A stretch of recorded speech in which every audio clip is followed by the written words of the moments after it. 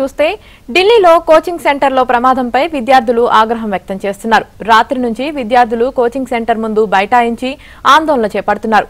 Coaching centre నిర్వాహకులకు వ్యతిరేకంగా నినాదాలు చేస్తున్నారు. ప్రమాదంలో మృతి చెందిన 3 విద్యార్థులు సోనీ, శ్రేయ, డాల్విన్ గా గుర్తించారు. కాగా ప్రమాద ఘటనపై ఢిల్లీ ప్రభుత్వం విచారణకు ఆదేశించింది. ఘటనకు సంబంధించి పోలీసులు 2ని అరెస్టు చేసి క్రిమినల్ కేసులు నమోదు చేశారు.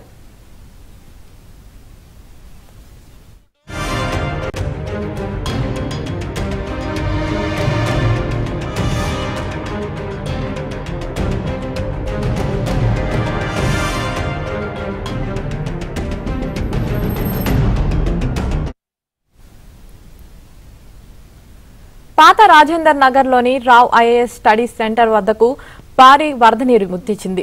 కొందరు విద్యార్థులు అక్కడ చదువుతుండగా హఠాత్తుగా వరద పోటెత్తి సెల్లార్ పూర్తిగా నీటితో నిండిపోయింది. కోచింగ్ సెంటర్లోకి వరద నీరు చేరే సమయానికి దాదాపు 30 మంది విద్యార్థులు లోపల ఉండిపోయారు. ఎన్డీఆర్ఎఫ్, స్థానిక పోలీసులు, అగ్నిమాపక శాఖ సిబ్బంది ఘటనా స్థలానికి చేరుకొని సహాయక చర్యలు చేపట్టారు. మొదట ఒక విద్యార్థి మృతదేహాన్ని వెలికితీశారు. కొన్ని గంటల తర్వాత మరో 2 విద్యార్థుల మృతదేహాలు లభించాయి. బేస్మెంట్లో 7 అడుగుల మేర నీరు నిండినట్లు అధికారులు తెలిపారు.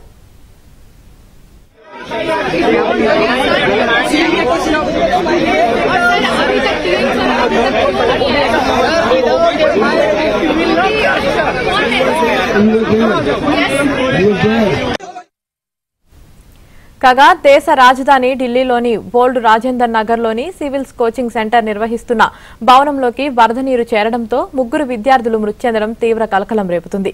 ఈ ఘటనకు ఆ ప్రభుత్వమే పూర్తి బాధ్యత వహించాలని బీజేపీ డిమాండ్ చేస్తుంది. ప్రభుత్వ నిర్లక్ష్యం, అసమర్థత కారణంగా 3 విద్యార్థులు మృతి చెందారని బీజేపీ నాయకులు ఆరోపిస్తున్నారు. 1 करोड़ की कॉम्पनसेशन देनी चाहिए, जरूरी देनी चाहिए। तीसरी बात, ये जो दिल्ली सरकार के मंत्री हैं और एमसीडी के लोग हैं, ये हम देखते हैं आए दिन हर दिन एसी में बैठ के प्रेस कॉन्फ्रेंस करते हैं कि सब कुछ बहुत अच्छा है। मेयर ने तो यहाँ तक बोला था कि मॉनसून आने वाला है, एंजॉय कीजिए। ये है एंजॉयमेंट। आज बच्चों में इतना गुस्सा है, इतना रोष है, वो रात से यहाँ बैठे हैं और अभी तक उनसे मिलने कोई नहीं आया। उनके सवालों का जवाब कौन देगा? दिल्ली सरकार और एमसीडी को जवाबदेही तय करनी ही होगी। एफआईआर दर्ज होनी चाहिए। बच्चे ये बता रहे हैं कि 10 से 12 दिन पहले काउंसलर को बार बार बोला गया कि ड्रेनेज खराब है और फिर भी उन्होंने कोई एक्शन नहीं लिया। जो बच्चे डूब के मरे हैं उनकी पीड़ा हम सोच भी नहीं सकते। दिल्ली देश की राजधानी में अगर ऐसा ही चलता रहा तो ये जो बच्चों का आज गुस्सा फूट के आ रहा है, ये सड़कों पे निकल कर आएगा और ये कहीं से भी किसी के लिए भी सही नहीं। आज एक बार फिर दिल्ली शर्मसार हुई है।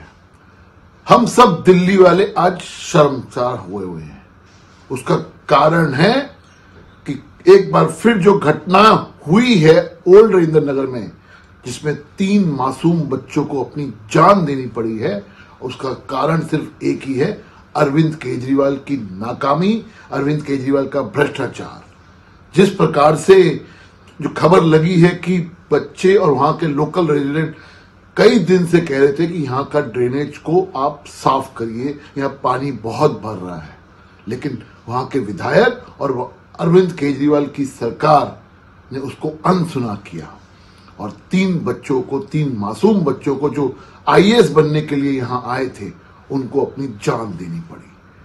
देश की राष्ट्रीय राजधानी में 3 भविष्य उजाड़ दिए गए, जो भविष्य भारत की सेवा करते 3 यूपीएससी एस्पिरेंट्स आज वो हमारे बीच नहीं रहे। इनकी हत्याओं के लिए कौन जिम्मेदार है?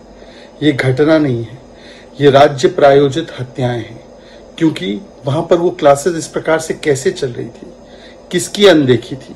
क्या सिविल अथॉरिटीज की अनदेखी नहीं हुई? क्या उसमें भ्रष्टाचार नहीं था? और छोटा सा ही समय हो बारिश का तो पानी का इतना भराव, मतलब नालों की क्लीनिंग नहीं हुई। स्थानीय लोग बताते बताते थक गए कि यहाँ की क्लीनिंग होनी चाहिए, नालों की नहीं की गई। दिल्ली हाईकोर्ट ने कहा कि नालों की क्लीनिंग करवाइए, नहीं की गई। थोड़ी सी बारिश हुई तो जून 28 को दिल्ली पूरी भर गई थी, आपको याद है। और पिछले कुछ दिनों में हमने वो घटनाएं भी देखी है। पटेल नगर में पानी का जमाव हुआ, वहां पर एक यूपीएससी एस्पिरेंट को शॉक लग गया और वो हमारे बीच नहीं रहे। उससे पहले सदर बाजार में ये घटना, भजनपुरा में ऐसी घटना, रोहिणी में ऐसी घटना, ऐसी अनेकों घटनाएं पिछले कुछ दिनों में हुई है। मतलब वाटर लॉगिंग हो रही है क्योंकि नालों की क्लीनिंग नहीं हुई है, अव्यवस्था पूरी है, भ्रष्टाचार के कारण इस प्रकार के अवैध कृत्य और एक्टिविटीज चल रही है, और इसका खामियाजा दिल्ली वासियों को और जो हमारे बच्चे हैं, भविष्य है, अलग अलग हिस्सों से आए हैं, उनको भरना पड़ रहा है। ఢిల్లీ కోచింగ్ సెంటర్లో జరిగిన ప్రమాదంపై విద్యార్థులు ఆందోళన వ్యక్తం చేస్తున్నారు. ఇప్పటికే ఈ ఘటనకు సంబంధించి పోలీసులు ఇద్దరిని అరెస్టు చేసి క్రిమినల్ కేసులు కూడా నమోదు చేసినట్టు తెలుస్తుంది. ఇక ఇదే విషయానికి సంబంధించి మరింత సమాచారం మా ఢిల్లీ కరెస్పాండెంట్ సతీష్ లైవ్ లో అందిస్తారు. సతీష్.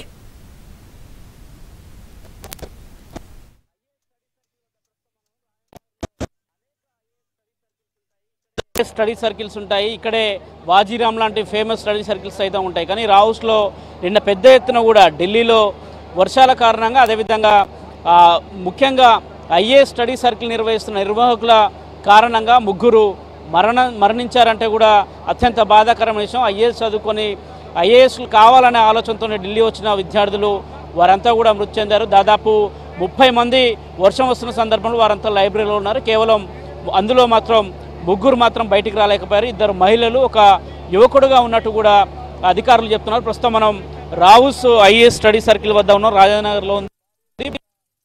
భారీ ఎత్తున కూడా పోలీసులు కూడా ఈ ప్రాంతంలో మోహరించారు.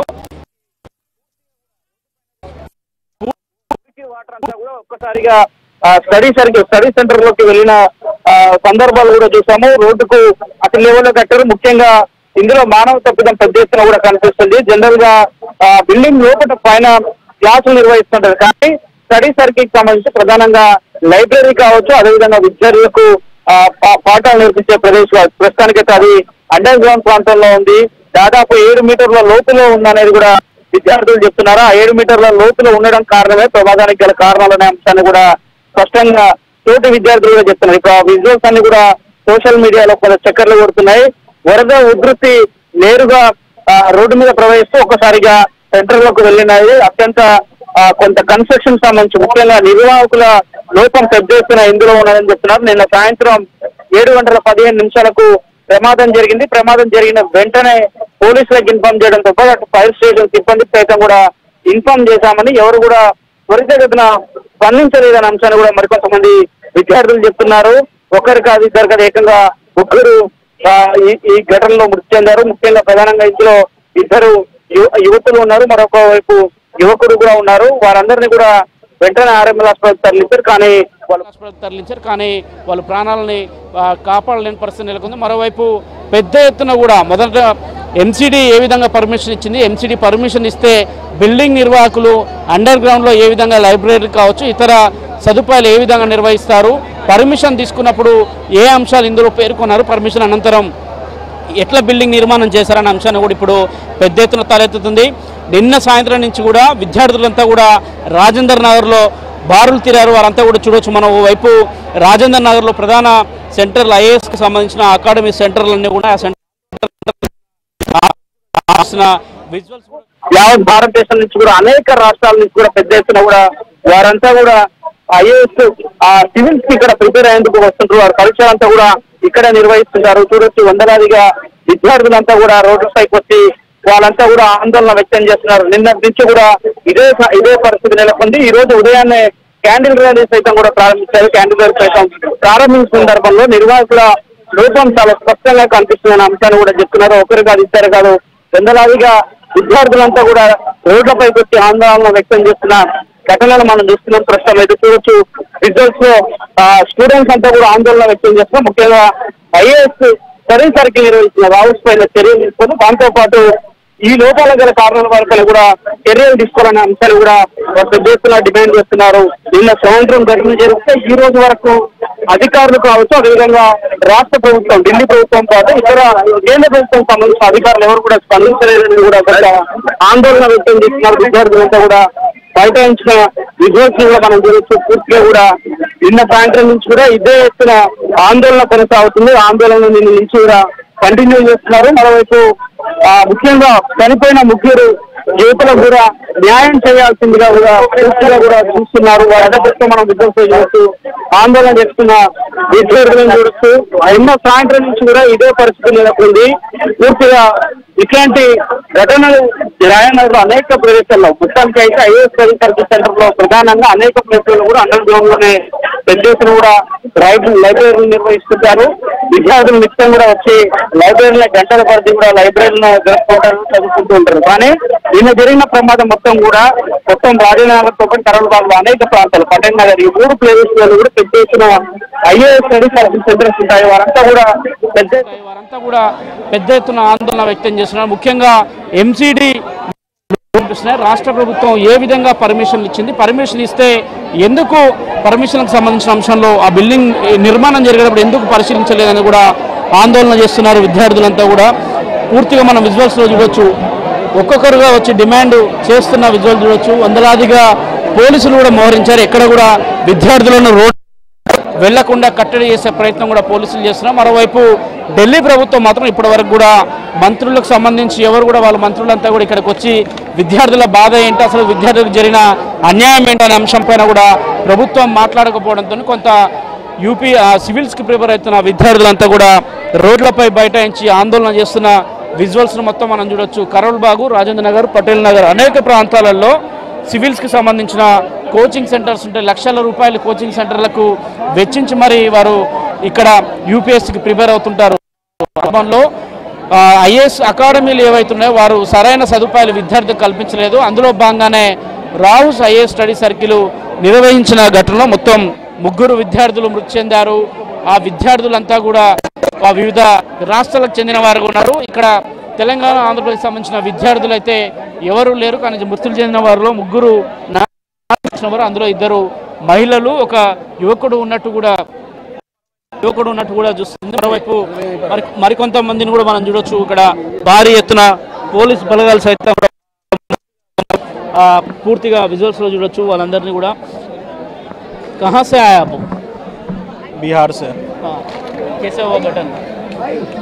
रात में पता चला वो। क्या लगता है आपको, किसका फेल्यूर लगा इसमें? इसमें दिल्ली सरकार का फेलियर है। क्या हुआ? कल शाम से ही पूरा पानी भरा हुआ था पूरे इलाके में, कब वो हो गया पता नहीं चला। लड़के लोग फंसे हुए थे। कितना लोग मर गए थे, कैसे हुआ घटना? దగ్గర 3-4 అంటున్నారు కానీ ఒక 10-20 మంది కూడా అనుకోవచ్చు. ఇంకా ప్రాపర్ డేటా తెలియదు బయటకు ఎంతమంది చనిపోయారు అనేది. కానీ ఇక్కడ ప్రతిసారి వర్షం పడేటప్పుడు మొత్తం ఇక్కడ వాటర్ అంతా బ్లాక్ అయిపోతుంటుంది. ఎంసీడీ కేర్ తీసుకోదు, కోచింగ్ ఇన్స్టిట్యూట్స్ కూడా ఇవ్వమన్నారు, మొత్తం ట్రాఫిక్ ఏదో ఉంటుంది. నిన్న ఆ ఇన్సిడెంట్ లైమ్ లైట్కి వచ్చింది 3 చనిపోవడం వల్ల.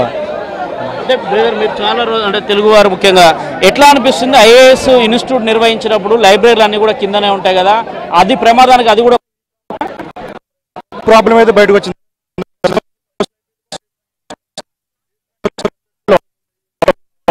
అవుతుంటాయి.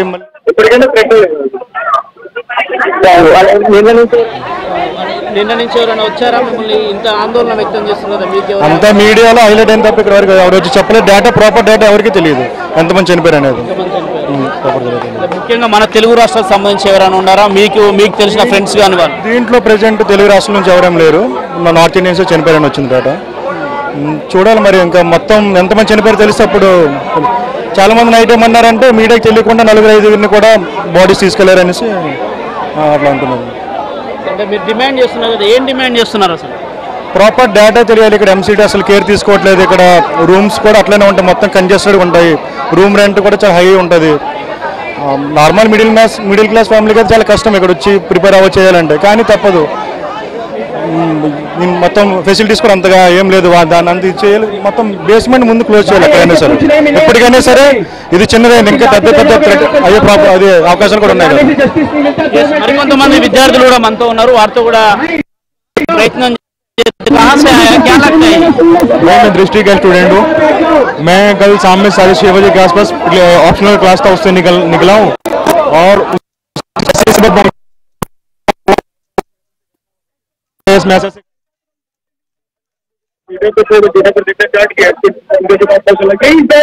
के बाद बस लगी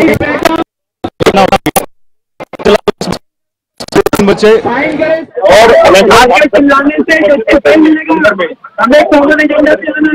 निकाले गए वहाँ से और निकालने के बाद उनको हॉस्पिटल में भेजा गया। ठीक है, ऐसी घटना हुई है। आप कल शाम से प्रोटेस्ट कर रहे हैं, अभी तक कोई आया आपको ऐसा भरोसा दिया? कोई ऐसा नहीं है यहाँ पे। बीजेपी की जो महिला नेत्री है की बेटी है, उनको सही थी और उसके बाद स्टेट गवर्नमेंट ने क्या कहा है? गवर्नमेंट का कुछ आइडिया नहीं है, कोई अभी तक बात नहीं आई है। अलग गवर्नमेंट के तो कोई आपके जहाँ पे वाले दोस्त है कोई अंदर है? बयाज में नहीं है, लेडीज मीटिंग चल रहा है। जनरल अकेडमी में हर राजेंद्र नगर हर जगह पे नीचे ग्राउंड में जो बेसमेंट में लगा के ना ये बहुत बेकार है कि बेसमेंट में गाड़ी की सुविधा लगानी चाहिए। कोई भी इंसिडेंट होती है सबसे ज्यादा बेसमेंट ही पड़ता है।